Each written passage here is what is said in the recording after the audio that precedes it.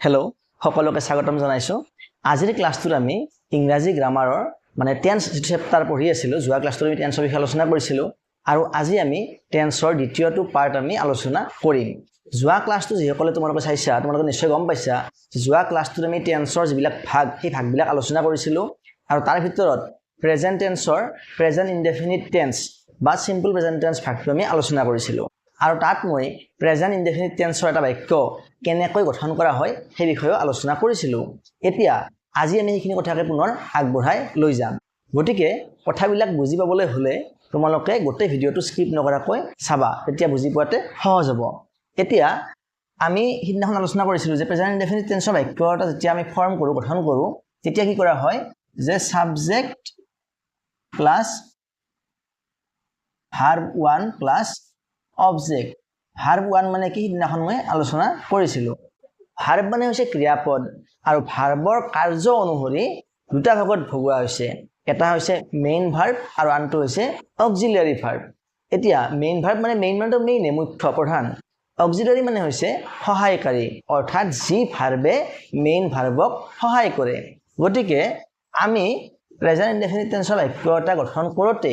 Main verb নোহোৱাকৈও গঠন কৰিব পাৰো মানে অকল অক্সিলিয়াৰী ভাৰ্বৰ সহায়তো আমি প্ৰেজেন্ট ইনডেফিনিট টেন্সৰ বাক্য এটা গঠন কৰিব পাৰো কেনেকৈ পাৰো আমি এতিয়া এটা উদাহৰণৰ সহায়ত বুজি লম যে গাখীৰ বগা এইটো এটা সাধাৰণ সত্য গাখীৰ বগা আমি যাক কি বুলি কম মিল্ক ইজ হোৱাইট এতিয়া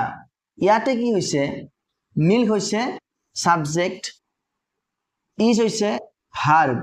ইজটো হৈছে ভাৰ্ব আৰু হোৱাইটটো হৈছে এটো অবজেক্ট নহয় এটো আসলে কমপ্লিমেন্ট এটো কমপ্লিমেন্ট বুলি কয় আৰু যদি আমি পাৰ্টস অফ স্পিচৰ পৰা চাবলৈ যাও মানে পদ যি তোমালোকে পঢ়িছিলা অসমীয়াত পদ যাক ইংৰাজীত কোৱা হয় পাৰ্টস অফ স্পিচৰ পৰা চাবলৈ গলে এইটো হৈছে এডজেক্টিভ মানে বিশেষণ পদ যি পদে বিশেষ্য পদৰ দোষ গুণ সংখ্যা পৰিমাণ ৰং এইবিলাক বুজায় তাকে কোৱা হয় বিশেষণ পদ মানে ইংৰাজীত কোৱা হয় এডজেক্টিভ গতিকে এডজেক্টিভ ইয়াত বাক্যটো ফালৰ পৰা চাবলৈ গলে এইটো হৈছে কমপ্লিমেন্ট মিল্ক ইজ হোৱাইট এতিয়া ইয়াতে কিন্তু মেইন ভাৰ্ব নাই আৰু এই ইজটোৱে কি কৰে মানে ভাৰ্বৰ কাম কৰিছে আৰু ইজটো হৈছে এটা সহায়কাৰী ক্ৰিয়াপদ মানে অক্সিলিয়াৰী ভাৰ্ব ইয়াক কোৱা হয় অক্সিলিয়াৰী ভাৰ্ব এতিয়া কথা হল গাখীৰ বগা মিল্ক মানে হল গাখীৰ হোৱাইট মানে হল বগা যদি আমি অসমীয়া বাক্যটো লিখো অসমীয়াত লিখিলে কি হ'ব গাখীৰ বগা তেনেহলে এই ইজটো ক'ত গ'ল এই ইজটোৰ কাম কি গাখীৰ বগা বুলি কওঁতে আমি কি বুজি পালো গাখীৰ বগা হয় নে নহয় গাখীৰ বগা হয় বাক্যটো এটা মানে কি এফাৰ্মেটিভ সেন্টেন্স মানে সন্মতিসূচক কথা কৈছে ইয়াতে গাখীৰ বগা নহয় বুলি কোৱা হোৱা নাই গাখীৰ বগা হয় বুলি কোৱা হৈছে আৰু হয় শব্দটো মানে কি হৈ আছে লুকাই আছে যাক আমি উজ্জ্বল থকা বুলি কওঁ আৰু এই ইজ মানে হৈছে হয় গতিকে এই ইজটোৱে ইয়াতে কি কৰিছে ভাৰ্বৰ কাম কৰিছে ঠিক তেনেকৈ ক্ৰ ইজ ব্লেক কাউৰী কলা হি ইজ এ গুড বয় তেওঁ এজন ভাল ল'ৰা হয় নে নহয় হয় কিন্তু আমি তেওঁ এজন ভাল ল'ৰা বুলি কৈয়ে বাক্যটো সামৰণি মাৰো তেওঁ এজন ভাল ল'ৰা হয় বুলি আমি আৰু অসমীয়াত নকওঁ কিন্তু ইংৰাজীত আমি কথাটো ক'ব লগা হয় নহলে বাক্যটো কি হ'ব অসম্পূৰ্ণ হৈ যাব হি ইজ এ গুড বয় তেওঁ এজন ভাল ল'ৰা হয় গতিকে এনেদৰে আমি মানে মেইন ভাৰ্ব অবিহনেও প্ৰেজেন্ট ইনডেফিনিট টেন্সৰ বাক্য গঠন কৰিব পাৰো তোমালোকে নিশ্চয় কথাখিনি ধুনীয়াকৈ বুজি পাইছা এতিয়া এই যে ইজ দেখিছা ইজ ওয়াৰ্ডটো মানে যে তুমি অক্সিলিয়াৰী ভাৰ্ব বুলি কৈছো এই ইজটো হৈছে বি ভাৰ্বৰ এটা ৰূপ মূল ভাৰ্বটো হৈছে বি কেতিয়াবা ইজ হ'ব কেতিয়াবা এম হ'ব কেতিয়াবা আৰ হ'ব মানে এম ইজ আৰ এই মানে সাবজেক্ট অনুসৰি এটো সলনি হ'ব কেনেকৈ সলনি হ'ব হেতু এতিয়া আমি ইয়াতে আলোচনা কৰিম প্ৰেজেন্ট ইনডেফিনিট টেন্সত কি হয় যদি হে সাবজেক্টটো হয় ফাৰ্স্ট পাৰসন সিঙ্গুলাৰ নাম্বাৰ মানে হয় আই তেনেহলে আই লগত কি হ'ব যেটো আমাৰ বি ভাৰ্বৰ ৰূপ এই বি ভাৰ্বৰ ৰূপটো কি হ'ব আই লগত হ'ব এ এম আই এম আৰু ফাৰ্স্ট পাৰসন প্লুৰাল নাম্বাৰ আছে উই তেনেহলে কি হ'ব উইৰ লগত হ'ব উই আৰ ঠিক তেনেকৈ সেকেন্ড পাৰসন সিঙ্গুলাৰ নাম্বাৰ আছে ইউ মানে তুমি ইউ লগতো হ'ব ইউ আৰ আৰু সেকেন্ড পাৰসন প্লুৰাল নাম্বাৰ হৈছে ইউ মানে তোমালোক বা আপোনালোক ইউতে কি হয় তুমিও হয় আপুনিও হয় ঠিক তেনেকৈ ইউতে মানে যেতিয়া প্লুৰাল নাম্বাৰ হৈ যাব তোমালোক বা আপোনালোক হয় তেনেস্থলতো কি হ'ব ইউ আৰ আৰু থাৰ্ড পাৰ্সন সিঙ্গুলাৰ নাম্বাৰ কি হয় হি সি ইট বা কোনো নাম বুজোৱা শব্দ বা সেইদিনাখন ফাৰ্স্ট ক্লাছটো আলোচনা কৰিছিলোঁ যে কি হয় যদি হি হয় বা সি হয় বা ইট হয় বা এনি কাইন্ড অফ কি হয় নেমিং ওয়ার্ডস মানে নাম বুজোৱা শব্দ নাউন ধৰি ল'ব পাৰো আমি তেনেহলে কি হ'ব সেইটো হ'ব থাৰ্ড পাৰ্সন সিঙ্গুলাৰ নাম্বাৰ আৰু ইয়াৰ লগত কি হয় বি ভাৰ্বৰ কোনটো ৰূপ আহে ইয়াৰ লগত আহে ইজ আৰু থাৰ্ড পাৰ্সন প্লুৰাল নাম্বাৰ হৈছে দে দেৰ লগত কি আহিব আৰ আহিব দেৰ লগত আৰ আহিব এতিয়া আমি বাক্য অনুসৰি ইয়াৰ ব্যৱহাৰটো কেনেকৈ হ'ব বুজি লম ধৰা হল যে মই এজন ভাল লৰা তেনেহলে কি লিখিব লাগিব যে আই এম এ গুড বয় আমি ভাল লৰা উই আৰ গুড বয়জ তুমি এজন ভাল লৰা you are a good boy তোমালোক ভাল লৰা you are good boys next তেওঁ এজন ভাল লৰা হি ইজ এ গুড বয় তাই এজনী ভাল ছোৱালী সি ইজ এ গুড গাৰ্ল যে এইখন এখন table it is a table এনেকুৱা আৰু বা তেওঁলোক ভাল লৰা দে আৰ গুড বয়জ বা আমাৰ ইয়াত মই ক'বলৈ ৰৈ গ'ল যদিহে নাম বুজোৱা শব্দ হয় যে ৰাম এজন ভাল লৰা Ram is a good boy Jadu is a good boy Gita is a good girl এনেকুৱা ধৰণে আমি ব্যৱহাৰ কৰিব পাৰোঁ গতিকে আশা কৰোঁ তোমালোকে ধুনীয়াকৈ এইখিনি কথা বুজি পাইছা এতিয়া আমি প্ৰেজেন্ট টেন্সৰ দ্বিতীয়টো ভাগ মানে প্ৰেজেন্ট কন্টিনিউয়াছ টেন্সৰ বিষয়ে আলোচনা কৰিম এতিয়া প্ৰেজেন্ট কন্টিনিউয়াছ টেন্স কি কি ক্ষেত্ৰত ব্যৱহাৰ কৰা হয় বা এইটো কি বস্তু আচলতে এতিয়া বৰ্তমান সময়ত এইখিনি সময়ত মই তোমালোকৰ লগত কথা পাতি আছো তোমালোকে ভিডিঅ' চাই আছা বা ফৰ এক্সাম্পল মই এখন কিতাপ পঢ়ি আছো পথাৰত গৰুবোৰে ঘাঁহ খাই আছে এই যে কথাবিলাক কৈছো এই কথাবিলাক কোৱা সময়ত সেই কাৰ্যটো চলি আছে মানে সহজকৈ ক'বলৈ হ'লে যদিহে বৰ্তমান সময়ত কিবা এটা কাম চলি থকা বুজায় কোনো এটা কাৰ্য চলি থকা বুজায় তেনেহলে আমি কি কৰোঁ প্ৰেজেন্ট কন্টিনিউয়াছ টেন্স ব্যৱহাৰ কৰোঁ গতিকে মই যে মাত্ৰ ক'লো যে মই এখন কিতাপ পঢ়ি আছো তেনেহলে কি হ'ব বাক্যটো I am reading a book এতিয়া মই সহজতে কৈ দিছো I am reading a book তোমালোকে হয়তো ভাবিছা যে কেনেকৈ এইটো I am reading a book হ'ল সেইটো কথা আমি এতিয়া ইয়াতে বুজি ল'ম মানে অৰ্থাৎ কেনেকৈ বাক্য এটা গঠন কৰা হয় প্ৰেজেন্ট কন্টিনিউয়াছ টেন্সত প্ৰেজেন্ট কন্টিনিউয়াছ টেন্সৰ বাক্য এটা গঠন কৰিবলৈ হ'লে যেটো ফৰ্মেশন সেইটো হ'ল এনেকুৱা যে সাবজেক্ট প্লাস বি ভাৰ্বৰ আমাৰ ৰূপটো বহাব লাগিব সাবজেক্ট অনুসৰি ইতিমধ্যে আলোচনা কৰিলো মই লগতে কি আহিব প্লাস আহিব যেটো মেইন ভাৰ্ব সেই ভাৰ্বৰ লগত কি আহিব ভাৰ্ব প্লাস আই এন জি এইটো হৈছে প্ৰেজেন্ট কন্টিনিউয়াছ টেন্সৰ মানে মূল যেটো উপজীব্য বুলি ক'ব পাৰো আমি মূল বস্তু মানে যতে থাকিব কন্টিনিউয়াছ এই কন্টিনিউয়াছ শব্দ থাকিলে আমি কি কৰিব লাগিব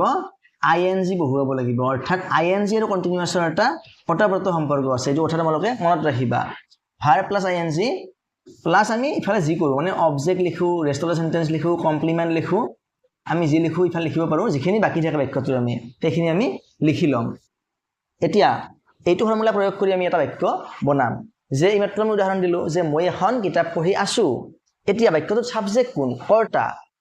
ইতিমধ্যে মই আলোচনা কৰিছিল ফাৰ্স্ট ক্লাছটোত যে সাবজেক্ট কৰ্তা কাক কয় অবজেক্ট কাক কয় ভাৰ্ব কাক কয়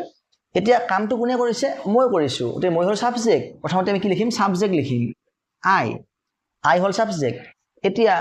অলপমান আগতে আমি আলোচনা কৰিছিল যে আইৰ লগত প্ৰেজেন্ট টেন্সত কি হয় বি ভাৰ্বৰ ৰূপ কোনটো হয় আইৰ লগত এম হয় আই এম এতিয়া সাবজেক্ট হৈ গল বি ভাৰ্বৰ ৰূপটো হৈ গল এম এ কি কৰি আছো কিতাপ পঢ়ি আছো পঢ়াটো হৈছে ক্ৰিয়াপদ পঢ়াটোৱে কোনো এটা কাম হোৱা বা কৰা বুজাইছে গতিকে পঢ়াৰ ইংৰাজী হৈছে ৰিড আৰু মূল ভাৱটো যেটো ৰিডৰ লগত কি যোগ হ'ব আইএনজি যোগ হ'ব মানে আই এম ৰিডিং ৰিডৰ লগত কি যোগ হ'ব আইএনজি যোগ হ'ব আই এম ৰিডিং নেক্সট কি আহিব মই কি পঢ়ি আছো মই এখন কিতাপ পঢ়ি আছো এইখন এখন গতিকে আই am reading a book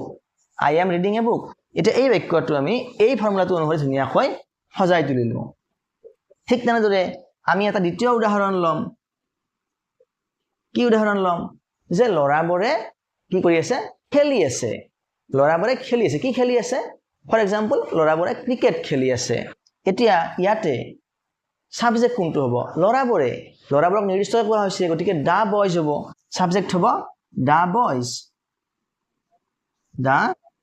boys. এতিয়া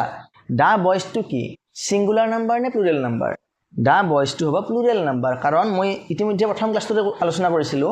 যে যদিহে কি হয় গ্ৰুপত থাকে মানে বহু বচন হৈ যায় গ্ৰুপত থকা মানে দল হৈ আছে এজনৰ কথা কোৱা হোৱা নাই বয়জ বহু বচন হৈ আছে the boys বহু বচন হলে কি হ'ব এইটো হ'ব আমাৰ থাৰ্ড পাৰসন প্লুৰাল নাম্বাৰ হ'ব মানে the boys are যেনেকৈ দেৰ লগত are হয় ঠিক তেনেকৈ ইয়াতো কি হ'ব the boys are এতিয়া ইয়াতে are টো হল বিভাৰ্বৰ ৰূপ মানে সাবজেক্ট অনুসৰি ইয়াতে ইজ হ'ব নোৱাৰে যেটো বহু বচন আছে ইয়াতে are হ'ব the boys are নেক্সট ক্ৰিয়াপদ আহিব ভাৰ্ব মেইন ভাৰ্বটো হল কি খেলি আছে মানে প্লে প্লেৰ লগত আহিব ing the boys are playing কি খেলি আছে ক্ৰিকেট খেলি আছে the boys are playing cricket the boys are playing cricket গতিকে এইটো হৈছে এটা প্ৰেজেন্ট কন্টিনিউয়াস টেন্সৰ বাক্য এতিয়া মই যদি আনটা বাক্য কওঁ যে তাই নাচি আছে তেনেহলে ইয়াতে সাবজেক্ট হ'ব তাই মানে হল সি মানে নাচি আছে নাচি থকা মানে কি ড্যান্স মানে হল নাচা ড্যান্সটো হল মূল ভাৰ্ব ড্যান্সৰ লগত ing আহিব ড্যান্সিং কিন্তু আমাক কি লাগিব আৰু বিভাৰ্ব ৰূপটো লাগিব ইয়াতে সাবজেক্ট কি হ'ব সাবজেক্ট হ'ব সি বিভাৰ্ব ৰূপটো সি লগত কি বহিব ইজ বহিব থাৰ্ড পাৰসন সিঙ্গুলাৰ নাম্বাৰ সি ইজ ভাৰ্ব প্লাস ing মানে ড্যান্সৰ লগত ing যোগ হ'ব সি ইজ ড্যান্সিং